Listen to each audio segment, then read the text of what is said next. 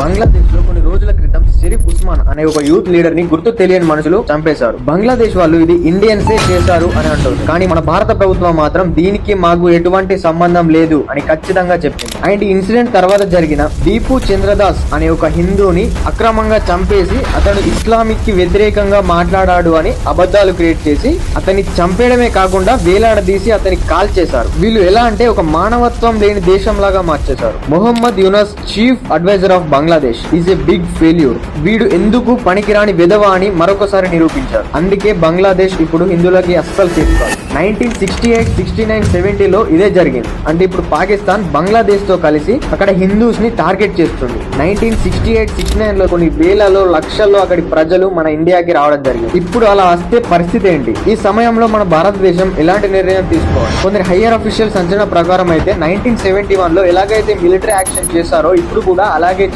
చేయాల్సిన అవసరం ఉంది అని చెప్తున్నారు. కానీ మిలిటరీ యాక్షన్ చేసే ముందు ఈ మొహమ్మద్ యూనస్ ని పక్కన పెట్టడం చాలా మంచిది. వీడు ఎలా చూస్తున్నాడంటే ఇప్పుడు ఈ అల్లర్లను సృష్టించడం వల్ల ఫిబ్రవరిలో ఎలక్షన్స్ జరగలేవు అని చెప్పి ఎలక్షన్స్ ని మళ్ళీ జూలైకో డిసెంబర్ కో పోస్ట్ పోన్ చేసి మరొక సంవత్సరం ఏలాలి అని చూస్తున్నాడు. 1971లో మనం చేసిన మిలిటరీ యాక్షన్ లాగా మరొకసారి చేసి బంగ్లాదేశ్ లో ఎంటర్ అయ్యి హిందూస్ ని ముస్లింస్ ని వేరు చేస్తే తప్ప ఇదంతా ఆగకపోవచ్చు. ఆ వేరు చేసిన టెరిటరీలో మన భారతదేశంలో అక్రమంగా ఉంటున్న బంగ్లాదేశ్ ప్రజలను కూడా ఇక్కడికి షిఫ్ట్ చేయాల్సిన అవసరం ఉంది.